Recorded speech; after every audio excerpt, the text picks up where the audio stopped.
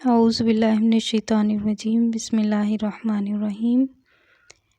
اشفاق احمد صاحب فرماتے ہیں، ایک بادشاہ بہت اچھا نیک بادشاہ صلح کل، لیکن طبیعت میں بڑا ڈسپلن تھا۔ اس کو اپنے ملک کی صحت و صفائی کا بڑا خیال تھا۔ مجھے صفائی کی بات کرتے ہوئے یاد آیا کہ اپنی رعایا کی صحت برقرار رکھنے کے لیے، چونکہ وہ صفائی کا بڑا دیوانہ تھا، اس لیے اپنی مملکت میں بھی اس نے خاصا صفائی کا انتظام کر رکھا تھا، اور ظاہر ہے گھر کا بھی، محل کے اندر بھی صفائی کا انتظام بطور خاص دیکھا جاتا تھا۔ قریب ہی اس کے ایک چھوٹی سی کالونی تھی، بہت اچھے لوگوں پر مشتمل۔ صفائی کا وہ بہت خاص خیال رکھتے تھے۔ تو ایک اماں بوڑھی جو کہ صفائی کے معاملے میں بادشاہ کی ملکہ کی اور شہزادی کی بڑی قابل اعتبار تھی، اس کا بڑا مقام تھا، اور آ کے محل کے اندر زنان خانے میں صفائی کرتی تھی، ان کی مرضی کے مطابق کام کرتی تھی۔ اس کا احترام تھا، بڑے آدمی کا احترام ہوتا ہے، اچھا کام کرنے والے کا احترام ہوتا ہے، کام چاہے کوئی بھی ہو۔ تو کہانی بیان کرنے والے کہتے ہیں کہ ایک مرتبہ اماں بڑی بیمار پڑ گئی۔ شاہی خاندان کا کام ضروری تھا، تو اس نے اپنے نوجوان بیٹے، جو بڑا خوبصورت اچھا نوجوان تھا، اس سے کہا، بیٹا میں نہیں جا سکتی محل میں، تو جا کر میری جگہ پر کام کر۔ چنانچہ وہ اپنا جھاڑو لے کر، ٹاکی لے کر، جس طرح کا سامان اسے چاہیے تھا وہاں چلا گیا۔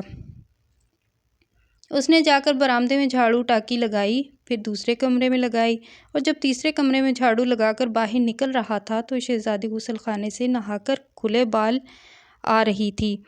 اس نے زندگی میں پہلی مرتبہ شہزادی کو دیکھا تھا۔ شہزادی جس کا ذکر کہانیوں میں ہوتا ہے، بیچارہ کھڑے کا کھڑا بت بنا رہ گیا، اور شہزادی اپنا منہ لپیٹ کر وہاں سے بھاگی، دوسرے کمرے میں چلی گئی۔ جب وہ گھر آیا تو اس نے اپنی ماں سے کہا، پیاری ماں، یہ کیا مخلوق ہے؟ اس نے کہا، بیٹے کیا ہوا؟ اس نے کہا، ماں وہاں تو ایک لڑکی نکلی، لیکن جیسے آسمانوں سے اتری ہوئی لگتی تھی۔ کبھی میں نے بازار میں، شہر میں تو ایسی مخلوق دیکھی نہیں۔ اس نے کہا، اوہ تیرا بھلا ہو جائے، تو نے شہزادی کو دیکھ لیا۔ کہنے لگا، ماں میں اسے دیکھ تو آیا ہوں، لیکن میری آرزو ہے میں اسے ایک بار پھر دیکھوں اور قریب سے دیکھوں۔ اس نے کہا، بیٹا اس بات کی کانوں کان خبر نہیں ہونی چاہیے، کیونکہ ابھی جلاد بلا کر ہم ماں بیٹے کو سر تن سے جدا کر دیا جائے گا۔ ماں بیٹے کا سر تن سے جدا کر دیا جائے گا۔ اس نے کہا، ماں میری زندگی کی آرزو ہے کہ اس حسن مجسم کو قریب سے دیکھوں۔ میں بالکل بھونچکا ہو گیا تھا، بوکھلا گیا تھا، میرے ذہن پر اس کے نقوش ٹھیک طرح سے نہیں آئے۔ اس نے کہا، بھئی ایسا نہ کر، یہ نہیں ہو سکتا۔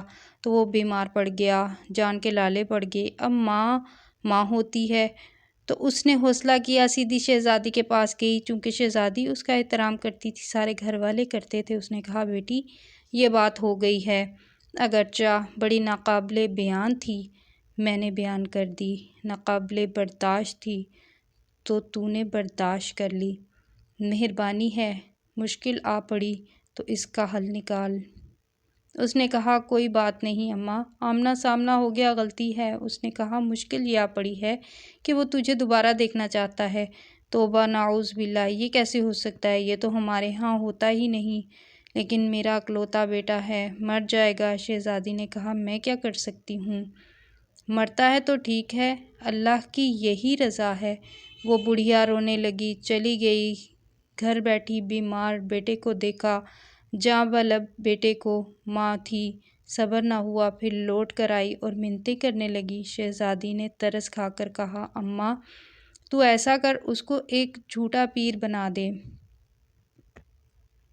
کوئی بزرگ بنا دے، اس کو کہو اللہ کی عبادت کیا کرے، حق ہو کا نعرہ مارا کرے، جنگل بیابانوں کی سیر کرے۔ میرے والد جو ہیں وہ پیروں فقیروں کو بڑا مانتے ہیں، بزرگوں پر بادشاہ سلامت کا اعتقاد تھا۔ تو میں جانتی ہوں کہ ایک وقت ایسا ضرور آ سکتا ہے کہ اگر اس کا نام بہت دور دور تک پہنچ گیا تو بڑا کمال کا فقیر ہے، تو شاید میرے والد اس سے متاثر ہونے کے بعد مجھ کو بھی کہیں، بیٹی جا ان کی زیارت کر آ۔ اس نے کہا، اللہ تیرا بھلا کرے۔ وہ گھر آ گئی۔ اس نے کہا، بیٹا اٹھ، یہ لمبا پینڈا ہے لیکن طے کرنا ہے اس مسافت کو۔ تو نہا دھو، پگڑی باندھ کے نیک بن جا، اللہ کا پیارا۔ اس نے کہا اللہ کا پیارا کیسے بنا جاتا ہے؟ اس نے کہا یہ تو مجھے بھی نہیں پتا، تجھے بھی نہیں پتا۔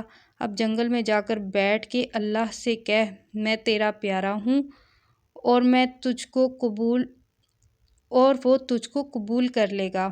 وہ چلا گیا، جنگل میں جا کر بیٹھ گیا مزے سے، اور وہاں پر جا کر وقت گزارنے لگا۔ اللہ کی تسبیح جیسی بھی اس کو آتی تھی، آرزو دل میں رکھنے لگا کہ کبھی شاید اللہ کی زیارت ہو اور میں بھی اس کی راہ پر چل سکوں، اس راہ پر چل کر اس حسن آرا کو بھی دیکھ سکوں جس کی آرزو لے کر میں نے یہ سارا ڈرامہ رچایا ہے۔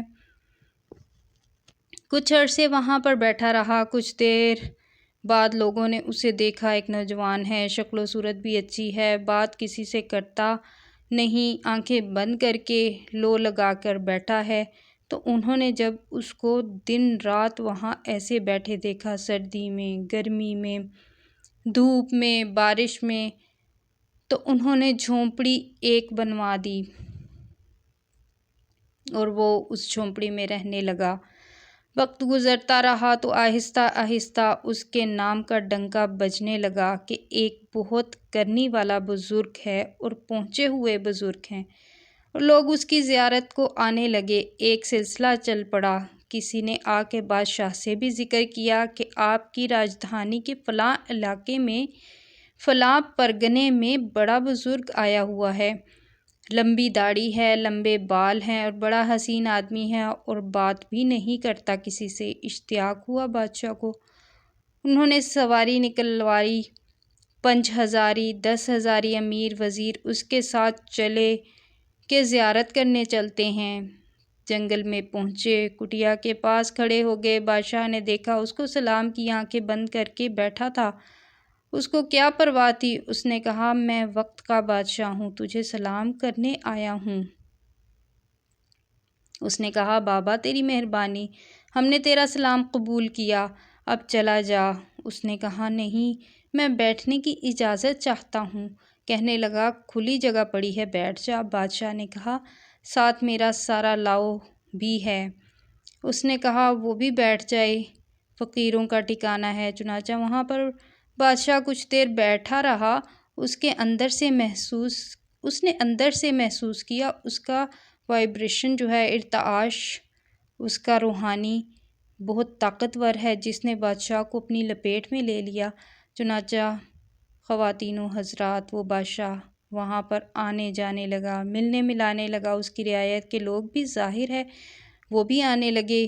اس کی داڑھی بڑھ چکی تھی، بال لمبے تھے، کسی نے پہچانا ہی نہیں۔ تو نوبت یہاں تک پہنچ گئی کہ بادشاہ نے ایک دن اپنی بیٹی سے کہا کہ پیاری بیٹی، ایک بہت بڑے بزرگ ہماری سلطنت میں آئے ہیں اور ہماری خوش قسمتی ہے، ہمارے قلمرو میں اتنا بڑا بزرگ آیا ہے، تو کسی دن جا اس کی زیارت کرنے۔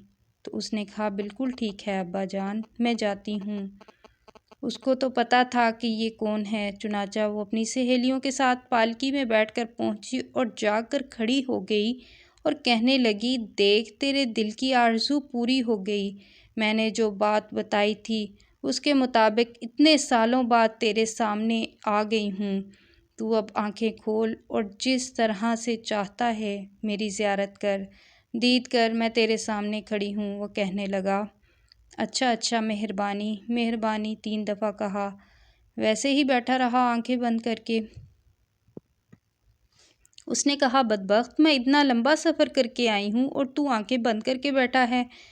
تو اس نے اس کی بات کا کوئی جواب نہ دیا۔ تو لکھنے والے لکھتے ہیں کہ شہزادی نے کھینچ کے ایک تھپڑ اس کے منہ پر مارا تڑاخ سے۔ کہنے لگی آنکھیں کھول، جس کے لیے اتنا ڈرامہ رچایا تھا وہ گوہر مقصود تیرے سامنے موجود ہے۔ تو اس نے کہا بی بی اب آنکھیں بند ہی رہیں گی، وہ سچا ہے جس کو لوگ تلاش کرتے ہیں، وہ مل جائے گا کبھی نہ کبھی آنکھیں بند کرنے سے، اب تجھ میں کیا رکھا ہے؟ اس نے کہا بی بی سچا تو کوئی ایسے ہی ہوتا ہے، لیکن اگر جھوٹ کی دھارنا دھار کر بھی آدمی چلے اور اس کے سامنے اس کا سفر موجود ہو اور اس کا رخ جو ہے ٹھیک ہو تو وہ سچائی کی طرف جانے لگتا ہے، لیکن اگر بدقسمتی سے شروع ہی سے اس کے سفر میں ٹیڑھ پڑ جائے، جیسے ہمارے معاشرے میں بڑی تکلیف دہ صورتحال پیدا ہونے لگی ہے، تو پھر وہ کبھی اس منزل تک نہیں پہنچتا جس کی آرزو اس نے جھوٹے انداز میں کی ہے۔ چنانچہ وہ آنکھیں بند کیے ہی بیٹھا رہ گیا اور گوہر مقصود جو تھا وہاں سے واپس آ گیا۔ تو باپ نے پوچھا بھی، کیسے بزرگ ہیں بھئی، کیسے بزرگ ہیں؟ کہنے لگی، ابا جی ابھی کچا ہے۔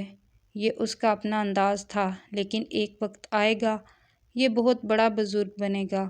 تو میں یہ عرض کر رہا تھا کہ بعض اوقات باہر کی وردی اختیار کرنے سے بھی اندر کے وجود پر، اندر کی ذات کے اوپر اس کے اثرات مرتب ہونے لگتے ہیں۔